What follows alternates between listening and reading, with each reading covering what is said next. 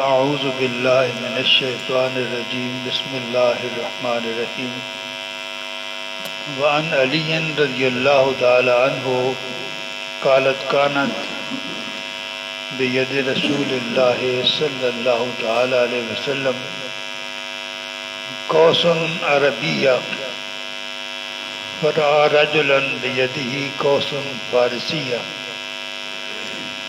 قال ما هذه ألقها وعليكم بهذه وأشباهها ورماح الكنا فإنها يؤيد الله لكم بها في الدين ويمكن لكم في البلاد.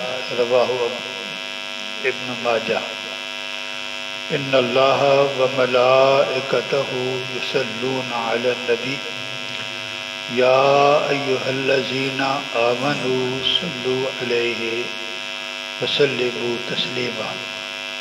الصلاۃ والسلام علیک یا سیدی یا رسول اللہ وعلی آلک واصحابک یا حبیب اللہ.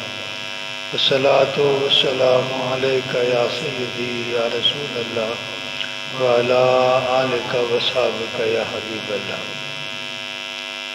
حضرت علی مرتضیٰ رضی اللہ تعالی عنہ سے مروی فرماتے ہیں حضور سرور عالم صلی اللہ تعالی وسلم کے ہاتھ میں ایک عربی کمان تھی. حضور صلی اللہ تعالی وسلم نے ایک آدمی کو دیکھا، اس کے ہاتھ میں فارسی کمان تھی. ہتھیار بھی اپنے مشہور تھے نا، مسلمان ہتھیار بنانے کے حساب سے بھی مشہور ہے. سلطان صلاح الدین ایوبی کے جو کارنامے ہیں ان میں سے انہوں نے اپنی نگرانی میں جو خاص قسم کی تلواریں اور کمانیں بنائیں ان کا بھی ان کی کامیابی میں بڑا ہاتھ ہے. تو ظاہر ہے عربی کمان حضور صلی اللہ تعالی وسلم کو پسند تھی. تو آپ نے کسی آدمی کے ہاتھ میں فارسی کمان دیکھی تو حضور صلی اللہ تعالی وسلم نے فرمایا یہ کیا ہے، اس کو پھینک دو. تمہارے لیے ضروری ہے کہ اس جیسی کمانیں اور نیزے رکھو. نیزے کی طرف بھی اشارہ کیا کہ یہ اچھے نیزے وہ رکھو، کیونکہ یہ وہ چیزیں ہیں کہ اللہ تبارک و تعالیٰ ان کے ذریعے دین میں اللہ تعالیٰ تمہاری مدد فرماتا ہے، تمہاری تائید فرماتا ہے. وَيُمَكِّنَ لَكُمْ فِي الْبِلَادِ، اور شہروں میں اللہ تبارک و تعالیٰ تمہیں غلبہ عطا فرماتا ہے. یعنی اللہ تعالیٰ تمہیں جو شہروں میں تمکین اور غلبہ عطا فرماتا ہے ان میں جو ہتھیار تم استعمال کرتے ہو، جو گھوڑے تم استعمال کرتے ہو ان کا بھی دخل ہوتا ہے. اچھی چیزیں استعمال کرو گے تو اللہ تعالیٰ تم پہ زیادہ خوش ہوگا اور تمہیں زیادہ غلبہ عطا فرمائے گا. اس حدیث پاک کو امام ابن ماجہ نے روایت فرمایا. آداب السفر، سفر کے آداب. عن کعب بن مالک رضی اللہ تعالی عنہ ان نبی صلی اللہ تعالی وسلم خرج یوم الخمیس فی غزوۃ تبوک وکان یحب ان یخرج یوم الخمیس. رواہ البخاری. حضرت کعب بن مالک رضی اللہ تعالی عنہ سے مروی ہے کہ حضور سرور عالم صلی اللہ تعالی وسلم غزوہ تبوک کے لیے جمعرات کے دن روانہ ہوئے. غزوہ تبوک کے لیے جمعرات کے دن روانہ ہوئے اور آپ کو یہی بات پسند تھی کہ جب سفر پر جہاد کا سفر ہوتا یا جیسا بھی سفر ہوتا اس سفر پر آپ جمعرات والے دن روانہ ہونے کو پسند کرتے تھے. اس حدیث پاک کو امام بخاری نے روایت فرمایا. وعن عبداللہ ابن عمر رضی اللہ تعالی عنہما قال رسول اللہ صلی اللہ تعالی علیہ وسلم لو یعلم الناس ما فی الوحدۃ ما عالم ما سار راکب بلیل وحدہ. رواہ البخاری. حضرت عبداللہ بن عمر رضی اللہ تعالیٰ عنہ سے مروی فرماتے ہیں حضور صلی اللہ تعالی وسلم نے ارشاد فرمایا تنہا سفر کرنے میں خطرات ہیں جن کو میں جانتا ہوں تنہا سفر کے خطرات جن کو میں جانتا ہوں، اگر لوگ ان کو جان لیں تو کوئی بھی سوار رات کو تنہا سفر نہ کرے۔ کوئی بھی سوار جو ہے وہ رات کو، گویا حضور صلی عالم صلی اللہ تعالی وسلم نے جو ہے وہ سفر کے لیے ساتھ رفیق سفر کی ضرورت پہ زور دیا۔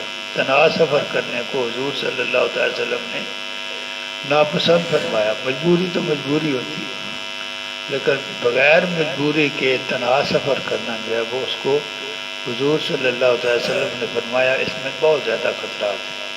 لوگ جو سفر کرتے ہیں اس لیے کرتے ہیں کہ ان کو ان خطرات کا علم نہیں ہے۔ اگر وہ جان لیں جو میں جانتا ہوں تو کبھی کوئی سوار جو ہے وہ رات کو تنہا سفر نہ کرے۔ وعن ابی ہریرہ رضی اللہ تعالی عنہ قال رسول اللہ صلی اللہ تعالی وسلم لا تسب الملائکۃ رفقۃ فیہا کلب ولا جرس، رواہ مسلم۔ حضرت ابو ہریرہ رضی اللہ تعالی عنہ سے مروی ہے، فرماتے ہیں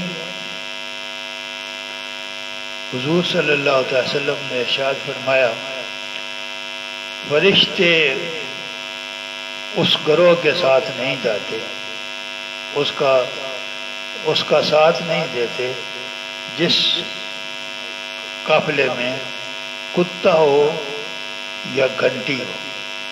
کتا اور گھنٹی اگر آپ کے ساتھ سفر کر رہے ہیں، گھنٹی ہے یا کتا ہے، تو حضور صلی اللہ علیہ وسلم فرما رہے ہیں کہ تمہارے ساتھ پھر فرشتے سفر نہیں کرتے۔ فرشتوں کی بڑی ضرورت ہوتی، رحمت کے فرشتے انسانوں کی حفاظت کرتے، تو وہ فرشتے جو اللہ تعالی نے آپ کی مدد کے لیے رکھے ہوئے ہیں، اگر آپ اپنے ساتھ جو ہے وہ گھنٹی یا جس طرح جانوروں کے گلوں میں گھنٹیاں ہوتی ہیں وہ ہوں یا کتا ہو، تو فرشتے پھر اپنا راستہ علیحدہ کر لیتے، تمہارے ساتھ نہیں چلتے۔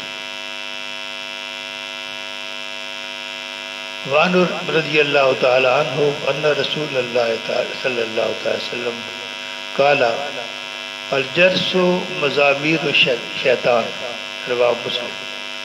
یہ حدیث پاک بھی حضرت ابو ہریرہ رضی اللہ تعالی عنہ سے مروی فرماتے ہیں، یہ جو گھنٹی ہے یہ شیطان کا مزمار ہے۔ مزمار آلات موسیقی میں سے ہوتا ہے، یہ شیطان کا آلہ موسیقی ہے۔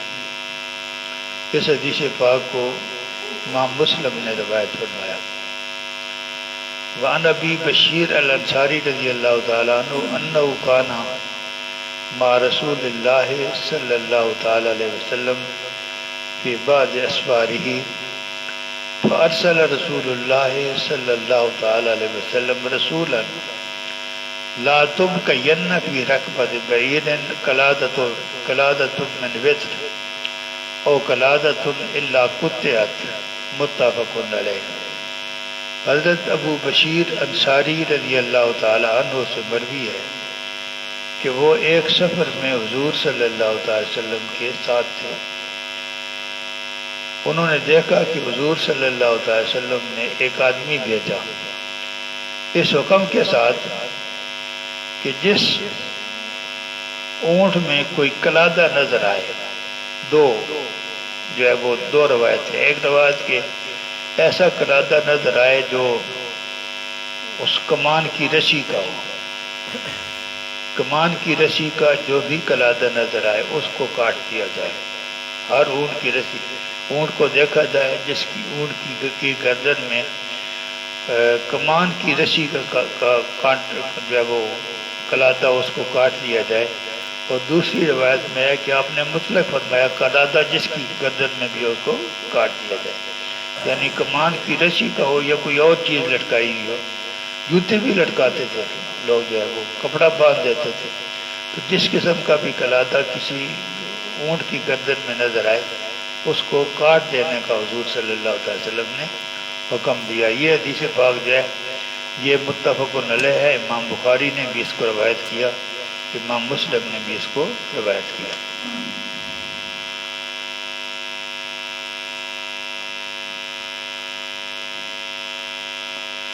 وعن ابی ہریرہ رضی اللہ تعالی عنہ قال قال رسول اللہ صلی اللہ تعالی وسلم اذا سافرتم بالخصب فآتوا الإبل حقها من الأرض وإذا سافرتم في السنة فأسرعوا عليها السير وإذا عرستم بالليل فاجتنبوا الطريق فإنها طرق الدواب ومأوى الحمام بالليل وفي رواية إذا سافرتم في السنة فبادروا بها نقيها رواه مسلم۔ حضرت ابو ہریرہ رضی اللہ تعالیٰ عنہ سے مروی ہے، فرماتے ہیں حضور صلی اللہ تعالی وسلم نے ارشاد فرمایا جب تم ایسے موسم میں سفر کرو جب بارشیں برسی ہوئی ہوں، ہر طرف جو ہے وہ سبز وغیرہ ہو، اس قسم کی حالت کو خصب کہتے ہیں۔ جب موسم سرسبز و شاداب ہو، ہر طرف گھاس ہو، تو جن جانوروں پر تم سفر کر رہے ہو زمین میں ان کا جو واقعہ ان کو دو، یعنی کچھ ٹائم دو جس میں وہ چر لیا کرے۔ اور اگر تم ایسے موسم میں سفر کرو جب کاسالی ہو، یعنی گھاس وغیرہ کوئی کھانے کے لیے، جانوروں کے کھانے کی چیز کوئی نظر نہ ہو، تو جلدی سفر کرو، جانوروں پہ جلدی سفر کرو، وقت ضائع نہ کرو۔ اور جب رات کو یا وہ پڑاؤ کرو، لمبا سفر ہو تو رات کو پڑاؤ کرنا پڑتا ہے، جب رات کو پڑاؤ کرو تو رستے سے ہٹ کر پڑاؤ کرو، رستے سے ہٹ کر، رستے کے اوپر ڈیرا نہ لگو، کیونکہ رات کے وقت جو ہے جو اشراط الارض کی جو ہے وہ بھی رستوں پہ چلتے ہیں، باقی جو جانور ہے انسانوں کو نقصان پہنچانے والے جانور وہ بھی چلتے ہیں، تو جس طرح یہ تمہارا راستہ ہے ان کا بھی راستہ ہے، اس لیے جب رات کو پڑاؤ کرو تو رستے سے ہٹ کر پڑاؤ کرو۔ اور ایک حدیث پاک میں یہ ہے کہ جب تم کاسالی میں سفر کرو تو جانوروں کو، جب تک جانوروں میں طاقت موجود ہو اس وقت تک جو ہے وہ اس ٹائم سے فائدہ اٹھاؤ، زیادہ سے زیادہ سفر جو تم کر سکتے ہو اس کو کر لو، وقت جو ہے وہ ضائع نہ کرو۔ اس حدیث پاک کو امام مسلم نے روایت کیا۔ وآخر دعوانا ان الحمد للہ رب العالمین۔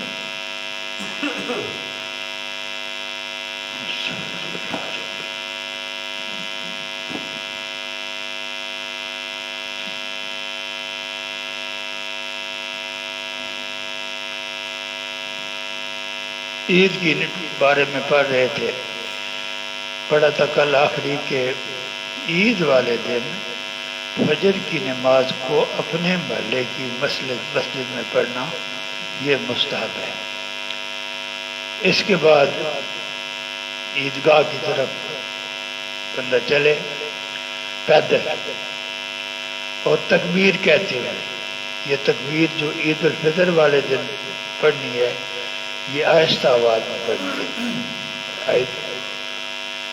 مسجد جو ہے وہ عیدگاہ کی طرف چلے، پیدل چلے اور جو ہے وہ تکبیر پڑھتے ہوئے آہستہ آواز میں تکبیر پڑھتے ہوئے پڑھے۔ اور جب عیدگاہ میں پہنچ جائے، ہم تو مسجد میں ہی پڑھتے ہیں، ہماری عیدگاہ مسجد ہی ہوگی، جب مسجد میں پہنچ جائے تو تکبیر پڑھنا بند کر دے۔ اور دوسری روایت میں یہ ہے کہ جب نماز شروع ہو تب تکبیر بند پڑھے، اس سے پہلے جو ہے وہ تکبیر پڑھتے تھے، لیکن زیادہ صحیح وہی ہے کہ جب مسجد میں پہنچ جائے تو تکبیر جو ہے وہ بند کر دے۔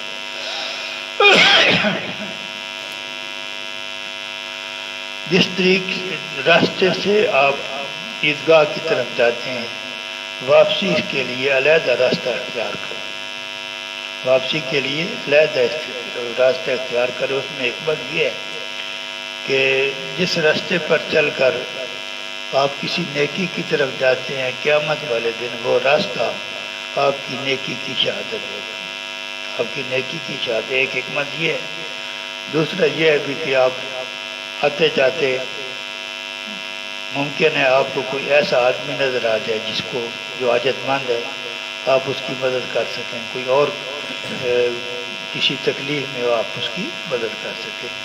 تو عید کے لیے جاتے ہوئے اور راستہ، واپسی پر اور راستہ جو ہے یہ اس کا حکم ہے.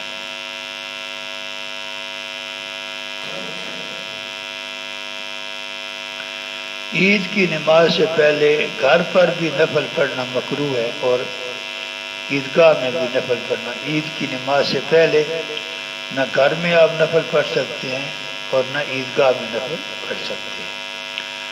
اور عید کی نماز کے بعد عیدگاہ میں نفل پڑھنا مکروہ ہے، گھر میں پڑھ سکتے ہیں. پہلے ہر جگہ مکروہ ہے اور عید کی نماز کے بعد آپ عیدگاہ میں نہیں پڑھ سکتے، گھر پر پڑھ سکتے ہیں. عید کی نماز کا وقت جو ہے وہ شروع اس وقت ہوتا ہے جب سورج طلوع ہونے کے بعد نیزہ یا 2 نیزے کے برابر اوپر آتا ہے. 15-20 منٹ کا لمبا وقت ہوتا ہے اور یہ سورج ڈھلنے تک، زوال کے وقت تک جو ہے یہ ٹائم رہتا ہے. جب زوال کا وقت آ جاتا ہے، جب سورج سیدھا سیدھا آسمان کے اوپر ہوتا ہے. یہ ہمارے جو ٹائم ٹیبل دیے ہوتے ہیں، ان میں زوال کے وقت میں اور ظہر کے وقت میں صرف 10 منٹ کا فرق ہوتا ہے. یہ غلط ہے، یہ غلط ہے. 2 جو ہے وہ دعویٰ کبریٰ اور دعویٰ صغریٰ کہتے ہیں. میں اس کو آپ کو سمجھاتا ہوں. ایک دن شروع ہوتا ہے جب صبح صادق طلوع ہوتی ہے، اور ایک دن شروع ہوتا ہے جب سورج طلوع ہوتا ہے. جب صبح صادق طلوع ہوتی ہے اس سے لے کر غروب آفتاب تک جو وقت ہے اس کا جو نصف ہے، جب وہ ہو جاتا ہے تو اس وقت جو ہے وہ زوال کا وقت شروع ہوتا ہے. اور سورج طلوع ہونے سے لے کر سورج غروب ہونے تک جو وقت ہے اس کا نصف نکالیں، وہ اس کے بعد آئے. یہ درمیان میں 40-45 منٹ کا وقت ہے، اس وقت ظہر کی نماز شروع ہوتی. یہ جو ٹائم ٹیبل پہ 10 منٹ کا فرق ہوتا ہے یہ غلط لکھا ہوتا ہے. 10 منٹ کا فرق نہیں، جو وقت زوال کا ہے 40-45 منٹ کا وقت ہوتا ہے. تو جب زوال کا وقت شروع ہو جاتا ہے اس وقت عید کی نماز کا وقت جب وہ ختم ہو جاتا ہے. وآخر دعوانا ان الحمد للہ رب العالمین.